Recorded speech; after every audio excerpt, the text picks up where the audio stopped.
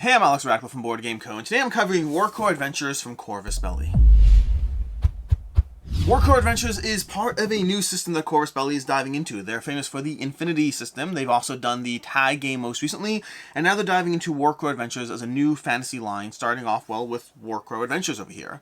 This is a dungeon crawler, and by the way, everything you see here, rules, components, all that stuff, subject to change, prototype stuff, that's all prototype, subject to change, and all that, and there'll be a link to the crowdfunding campaign down below. But this is a dungeon crawling system in which you're going to have your characters, you're going to be running by an app, which we'll get to shortly, and then you're going to have your actual characters, their cars, and you're going to have an initiative track you're running through. And the general idea is we're going to go ahead and pop open our app over here. We'll hit play mission over here, and then from there, we'll go ahead and follow what the app says to do. Although first we'll read some story, and I may or may not read all of this. Lost trace, a cry in the night, one that no one heard, or pretended not to hear. There are cruel people in this world, heartless people who would not shy away from ripping an innocent child from the embrace of their family. But alas, that's the way the two moons travel the skies. Or is it?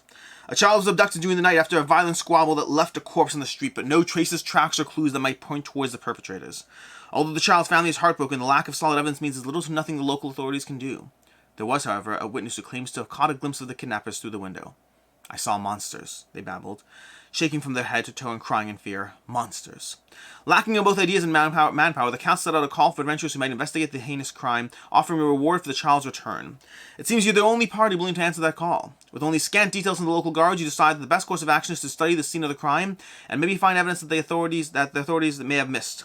Upon arrival, you find a lone member of the Hawthorn Point guard on watch, wearing a bleary-eyed expression of fatigue. No one has yet been to remove the body. The corpse lies nearby. A trail of blood smears the cobbles beside it. What are you going to do? Well, I'm going to hit continue over here. So, we continue, and we'll go through the process of setting up the board over here. Place tile 103 as indicated, already done. We have over here, let's grab tile 403 and put that down as indicated over here. There we go. We're going to start adding things to the board.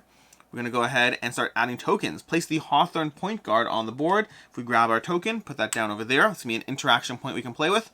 We're going to have point 2 we can go ahead and look at if we can find this token over here. Point 2 is over somewhere here. I'm going to grab something slightly different because I can't find my actual point 2. Wait, where is it? There we go. We got our point 2 over there. And then we have a treasure chest at point 1. And that's going to be the stuff that goes on the board. And then from there, we can start interacting with the scenario. Deploy the characters around the board. I've already done that. And ta-da, there we are. And now we can start interacting with the game by utilizing the app and using our character's activation to wander around.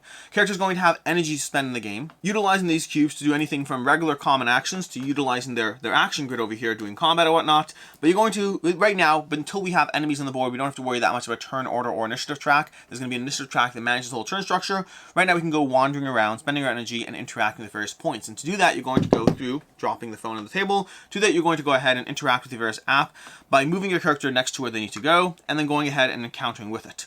We have an interaction. Do you want to interact with the chest marker? Yes, I do. In fact, I really genuinely do. The abandoned chest is secured with a rusty padlock.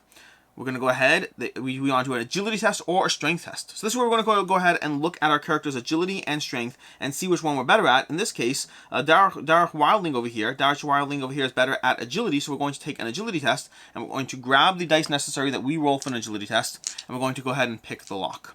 We're going to go ahead and roll our dice, see what successes we got. We got one core success over there, and then a few of those exclamation points. The dice have a bunch of navigational systems as far as how they operate. We'll have to enter that one success, hit check, and we have dialogue. You open the padlock effortlessly. Instruction, you obtain the object gold coin. So now we obtain the object bandages. We got gold coins and bandages, and now it's going to tell us to remove this token from the board. We're going to go ahead and do that. And then we might fast forward a bit to get to the next step over here. So we're going to go ahead and fast forward, and we'll start doing the process of setting up a bunch more things. We're going to go ahead and add another tile to the board. We're skipping ahead a bit just for the sake of you being able to see some of the mechanics of the game. We're going to add a new tile to the board. We're going to wander around. We've explored. We've gathered various rumors, seen various things, marked down various tokens in our journal. All as we wander around, we'll have new interaction points on the board, new things we can explore with and engage with, new treasure chests that you can deal with, and then eventually, as things happen, and I won't focus too much on exactly how this plays out, But as things continue to happen, eventually you'll have enemies entering the board as well. So you have giant enemies that are going to start the process of entering the board, at which point you'll have to engage with those enemies as you go through this experience. Again, I'm kind of jumping around over here just so you can get an idea of how the mechanics of the game would actually play out. Don't look at this too much for the actual accuracy of how things would or would not be set up. But you're going to have your enemies on the board, at which point you're going to grab the various tokens of everyone involved and start putting them on the initiative track based on their initiative.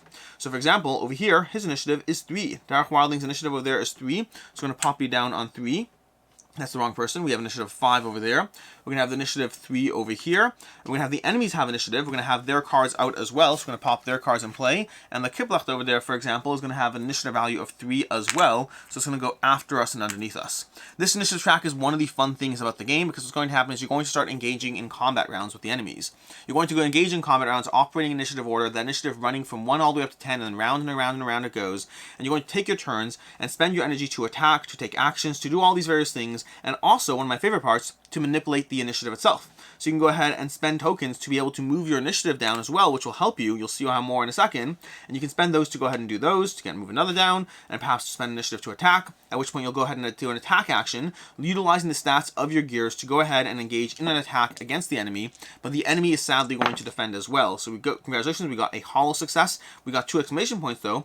Our character can use that to turn those into things, and we're going to go ahead and deal damage to him. The problem is he's also going to be rolling dice in defense against you, and so he's going to be rolling his dice, and unfortunately, he's pretty good at the game, and he's going to stop us from damaging him through that shield over there.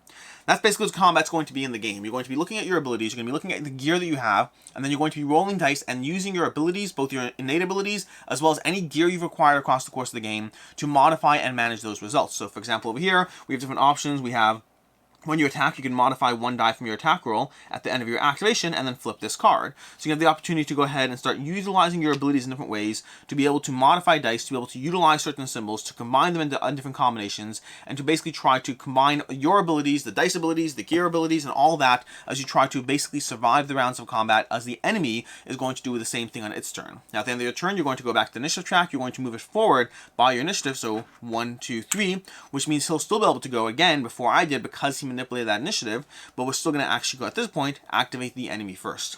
So you're playing through a bit of an initiative system, a bit of a modification system where you try to manipulate the initiative of the game in order to get the various abilities and things you want, in order to be able to manipulate turn order as much as possible, while also trying to take your actions to actually hurt and damage the enemy.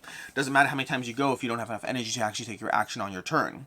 The enemies in turn are going to take their turns as well, also jumping ahead, and that's basically how this game plays out. And that's where we're going to start diving into the review, which is going to have a, not review. That's where we're going to start diving into the first impressions. We're going to have a bunch of caveats, because Warcrow Adventures, for all the tantalizing promise that it offers, only gives a very, very short single scenario to go through. A very, very short single scenario that you're basically designed to lose. Like you're not basically, you're designed to lose that scenario. You are facing off against an unwinnable monster who's going to smash you into the ground. You are not powerful enough to actually do anything about it. This is a scenario that is designed to give, well, me, I guess, an experience to dive into this, but it only really gives me a taste of what the game is actually offering, which means my first impressions are going to be limited here. Very, very limited, just because I didn't have an opportunity to fully engage in the combat system as far as how intricate it could be, or what you could level up, or what gear you can grab, or the different ways you can take advantage of that system to actually combine things in a meaningful way. So I'm going to dive into first impressions for that, but that healthy caveat, the fact that this is very strongly a first impressions. This is Warcrow Adventures. So far, my impressions from that first single scenario, again, it's under an hour. It's like 45 minutes of gameplay content here. There's not a lot to heavily go off of. First impressions are the app is really solidly well done. The app is currently still in beta phase and all that stuff, but right now the app is well done. It gives you everything you need over there as far as being able to jump around, to touch what you need to touch, to interact with what you need to interact, and overall the app was very clean to dive into. A few small bugs, but bugs that are totally acceptable for where the app is at the moment, and I would say that the overall interface was very smooth, very clean, and set everything up and let you interact and do what you need to do. It was solidly well done.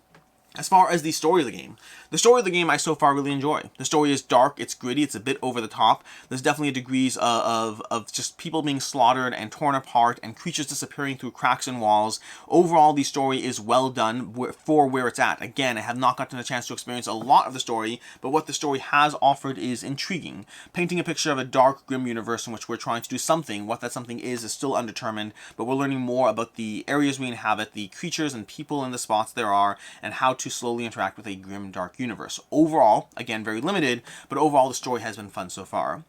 Gameplay mechanics are going to be where it's the hardest to talk about Warcrow competently, because gameplay mechanics, there's some things I like and some things that I don't yet like, but also I don't know what the experience will actually be like when you're fully diving into it.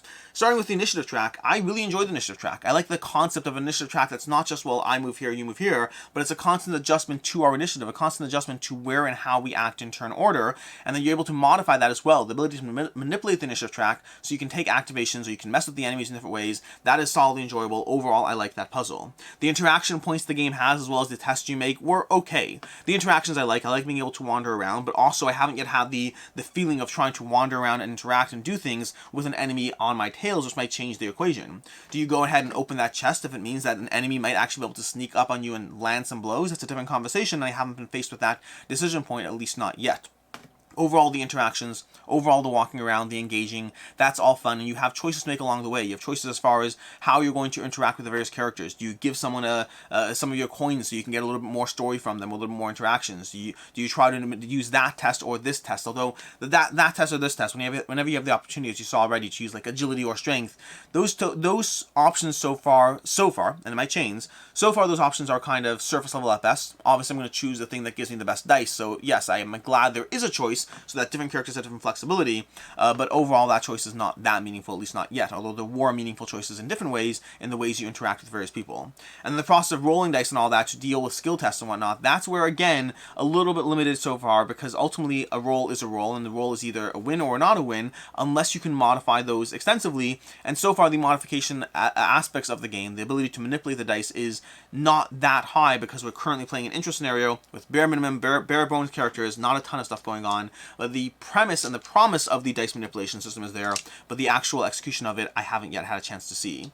And speaking of that, that brings us to combat, which is going to be a huge part of the game, obviously, and combat seems like it might be really cool. But that's where it is. It seems like it might be really cool.